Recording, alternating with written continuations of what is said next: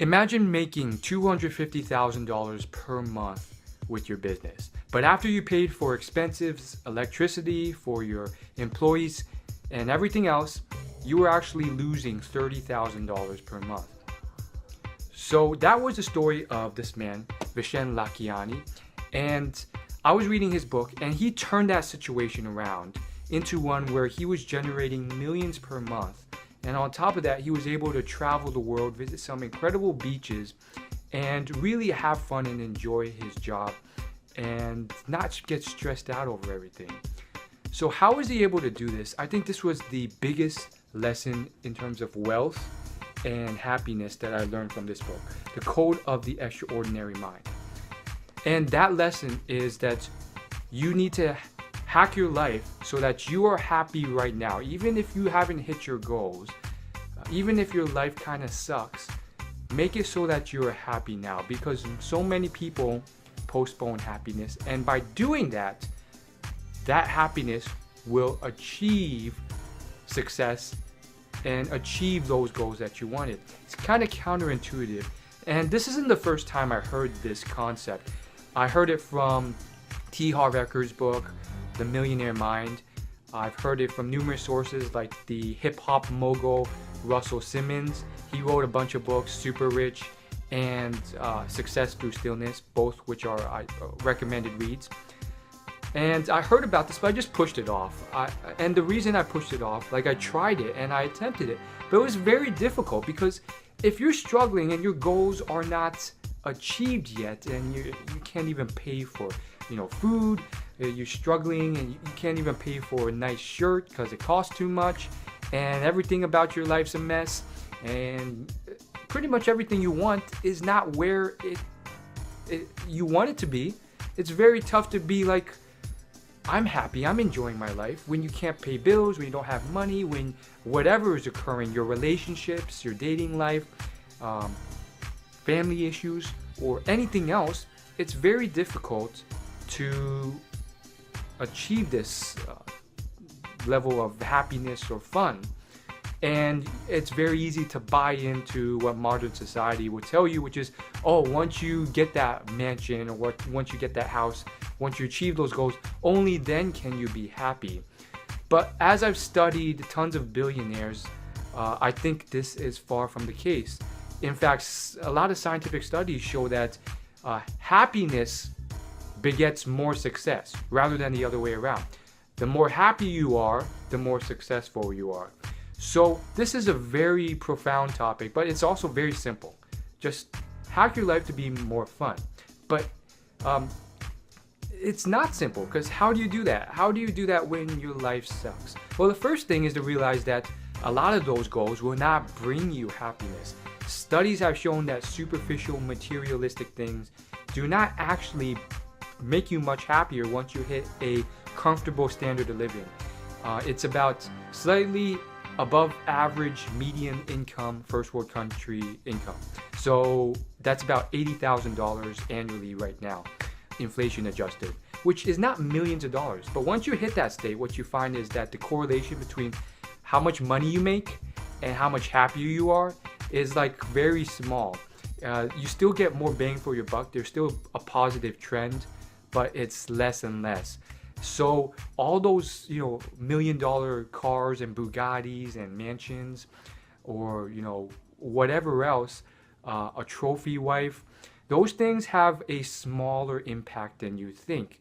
And there's this concept called hedonic adaptation, which pretty much means you get used to it and it doesn't make you much happier. In fact, there's a lot of studies that show this, and your life and any middle income family's life is perfect proof. In terms of transportation, entertainment, almost anything, cost of living, health, how long you live, the access to the food, the resources you have, etc., etc., they're much better than the richest billionaires could get access to 50 to 100 years ago. And yet, are you as happy as the richest billionaire was? Probably not. So there's a certain level of adjusting. So what does make you happy? Now that's for another video, and there's books written about it. I've done videos on it, but there's small hacks you can do that actually bring more happiness. such as savoring the moment, gratitude every once a week. Just do a gratitude exercise. No more than once a week, because then it starts losing its effectiveness, but once a week. Volunteering and doing good to people less fortunate than you, that brings happiness. That's long term. And of course, exercise. Cardio exercise 20 minutes a day, or at least one period of 20 minutes at least once a week. That will really start to improve your happiness. And studies have been done that have tracked this and compared it to people who took antidepressants. And the exercise group did better.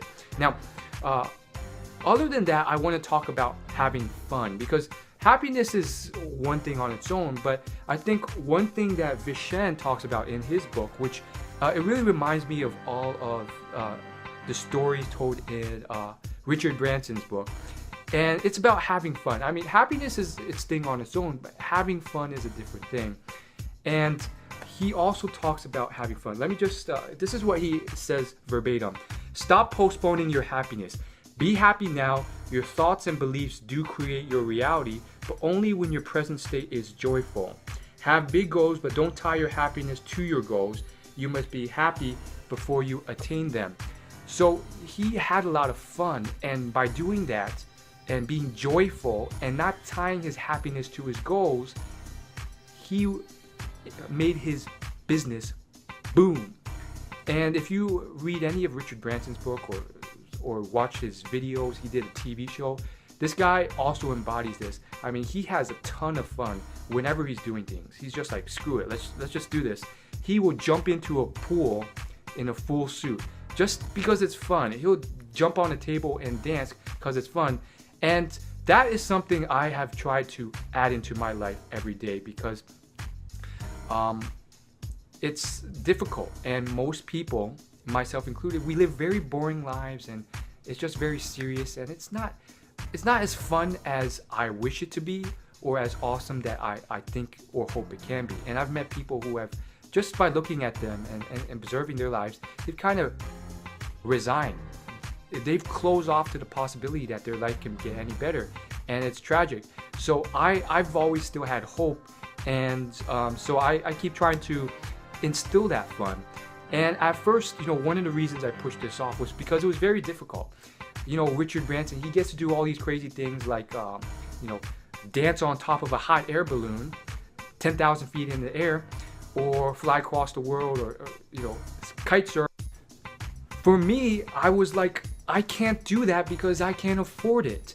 And my logic at the time was, well, I can't be having as much fun as I ultimately want to because I can't afford to go kite surfing or visiting different countries and all that stuff. And that was a logical principle that has a grain of truth. I think all excuses have a grain of truth, but it wasn't the full truth. And now that I've revisited the topic, I think, and I think you should as well, realize that you can have incredible fun even if you're not that wealthy, but still move towards making more money so that you can enjoy those things that you want to. And I think Richard Branson would say something just like that. He would say, fun is to be had no matter how poor you are, or something like that, because he was poor at one point too. In fact, he's like 60 or 70 years old right now, and it took him decades to get there. And most people forget, and you see this in his books, he spent decades like working from home, busy, grinding, calling people, dealing with banks and stuff, and people forget that part of his life. He wasn't always this adventurer, billionaire type guy. He had to work hard for his business for decades to get there. So of course he probably enjoys his life the best now, and that's what you should move towards. Maybe you would have the most fun doing something that costs a bunch of money. But I have no doubt that Richard Branson, Warren Buffett, all these people I've studied, they have had incredible fun even when they weren't making that much money, because they found a topic or hobby they enjoyed, and then they put their own spin on it. I think Richard Branson does it best. Check out his blogs. He writes a lot of blog articles too, and he really I really thought about it, and I really thought, yes, you can have a lot of fun even if you're not that wealthy. Anyone can dance on a table like Richard Branson. Most people don't because it's outside their comfort zone. A lot of people can jump in the pool. There's probably a public pool nearby too with a formal type outfit. Most people don't because it's out of their comfort zone and it's not the stereotypical thing to do. Just try and push your comfort zone, and I think that's one thing I'm trying to do now. Screw it and do it. And it doesn't have to be as grandiose as Richard, but if you can slowly get 1% better each day. I learned this from Brian Tracy. On the short term, it may not seem like a lot, but years down the road, 1% every day increase adds up. So that's what I've been trying to do. How can I add more fun into my life and enjoy the moment now, so that I'm not that guy who, hates his life for 60 years so that he can finally get to a goal, and then when he finally gets there, like, he's still not that happy about it because it's whatever. He has an attitude about what he's achieved. So don't be that guy, and see if you can find that now. And I want to conclude this with a quote from Russell Simmons, and this is probably the most important quote. I think it summarizes this all in the best possible way, better than anything I've said so far. Now, I can't remember the exact quote, but this is the paraphrase version, and it goes something like, once you have understood that everything you wanted you already have, that is when everything you want will come. And it's kind of like deep and profound. Like, he's really into like spiritual stuff and meditation nowadays, even though at one point he was not at all. And that's a story for another day. Incredible story. But to say it in layman's terms, it's really simple. He's pretty much saying, yeah, the money, the fame, all that stuff, it's not going to help you. If you're just happy and, grateful and really enjoying life to the fullest now, because of that, all those other things will come. But even when they come, it's not going to matter that much because you're already happy internally. You're already rich inside. And I think that's what you should strive towards. Not a external happiness, because that will come and go, but a internal locus. And that's very tough to do. But that's something I also want to strive towards. Whether I'm rich, whether I'm poor, whether times are tough, I think the true winners, the true warriors are those who can get knocked down, punched in the face, and get up and keep persevering and laugh and be happy no matter how tough times are. And just being happy whether or not you have a certain thing or you don't. And the Dalai Lama is a great example of someone who does this. I mean, all he does every day is meditate and eat very minimalistic food. That's all he's done for decades. And yet he's very happy. He's always joking, laughing, and enjoying life. And that's proof on it of itself. Check out some videos by the Dalai Lama. It's awesome. Thanks for watching. See you in the next video. Subscribe. Peace.